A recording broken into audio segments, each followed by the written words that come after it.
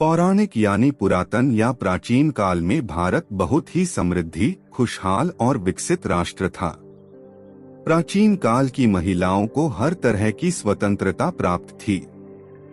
हालांकि उस काल में सुंदर महिलाओं के साथ जीवन के कई खतरे भी जुड़े हुए थे। सभी कलाओं में दक्ष महिला ही खुद को सुरक्षित और स्थापित करने में सफल हो पाती थी। आओ जानते हैं पौराणिक काल की 5 अत्यंत सुंदर स्त्रियां और उनकी कहानियां। हम यहाँ पर माता लक्ष्मी, माँ सरस्वती और माता पार्वती, माता सीता, राधा जी, कामदेव पत्नी रति आदि को छोड़कर अन्य पौराणिक महिलाओं की बात कर रहे हैं। पहली अहिल्या। अहिल्या की कथा का वर्णन वाल्मीकि रामायण के बालकांड में मिलता है। अहिल्या अत्यंत ही सुंदर, सुशील और पतिव्रता नारी थीं। उनका विवाह ऋषि गौतम से हुआ था। दोनों ही वन में रहकर तपस्या और ध्यान करते थे।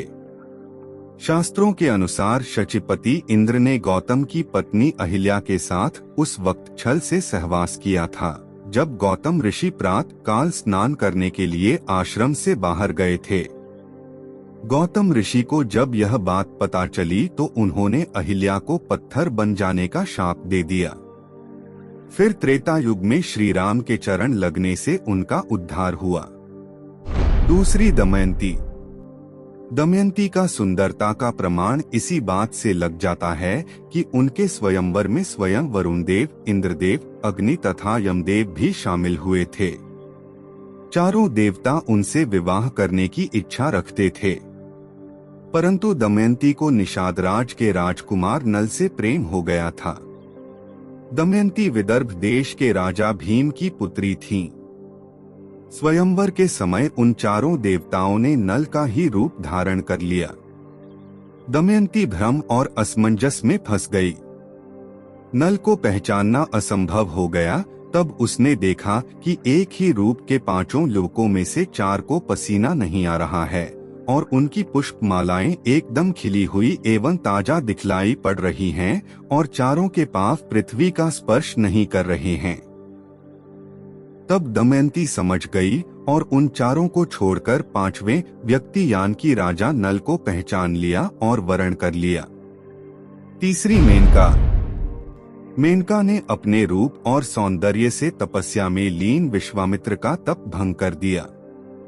विश्वामित्र सब कुछ छोड़कर मेनका के ही प्रेम में डूब गए। मेनका से विश्वामित्र ने विवाह कर लिया और मेनका से विश्वामित्र को एक सुंदर कन्या प्राप्त हुई जिसका नाम शकुंतला रखा गया। शकुंतला छोटी ही थी। तभी एक दिन मेनका उसे और विश्वामित्र को छोड़कर फिर से इंद्रलोक चली गई। इसी पुत्री का आगे चलकर सम्राट दुष्यंत से प्रेम विवाह हुआ, जिनसे उन्हें पुत्र की प्राप्ति हुई। यही पुत्र राजा भरत थे।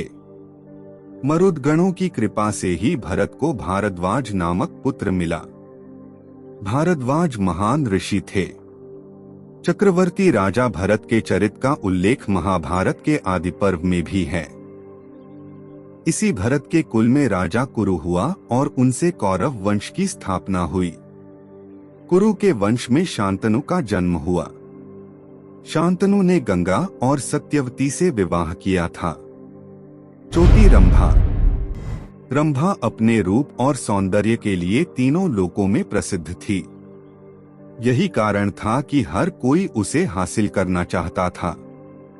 रामायण काल में यक्षराज कुबेर के पुत्र नलकुबेर की पत्नी के रूप में इसका उल्लेख मिलता है। रावण ने रंभा के साथ बलात्कार करने का प्रयास किया था, जिसके चलते रंभा ने उसे शाप दिया था।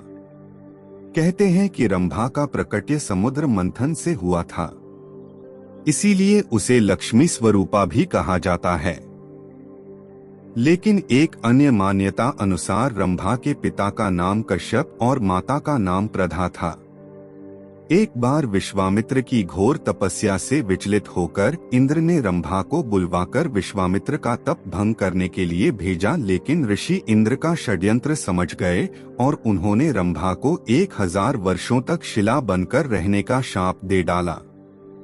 वाल्मीकि रामायण की एक कथा के अनुसार एक ब्राह्मण द्वारा यह ऋषि के शाप से मुक्त हुई थी। पांचवी उर्वशी। एक बार इंद्र की सभा में उर्वशी के नृत्य के समय राजा पुरुरवा उसके प्रति आकृष्ट हो गए थे, जिसके चलते उसकी ताल बिगड़ गई थी। इस अपराध के कारण इंद्र ने रुष्ट होकर दोनों को मर्त्यलोक में रहने का शाप दे दिया था। मर्त्यलोक में पुरुरवा और उर्वशी कुछ शर्तों के साथ पति पत्नी बनकर रहने लगे। दोनों के कई पुत्र हुए। इनके पुत्रों में से एक आयु के पुत्र नहुष हुए। नहुष के ययाति, संयाति, अयाति, अयति और ध्रुव प्रमुख पुत्र थे। इन्हीं में से ययाति के यदु, तुर्वसु, द्रुहु, अनु और पुरु हुए। यदु से यादव और पुरु से पौरव हुए। पुरु के वंश में ही आगे चलकर कुरु हुए और कुरु से ही कौरव हुए। भीष्म पितामह कुरुवंशी ही थे।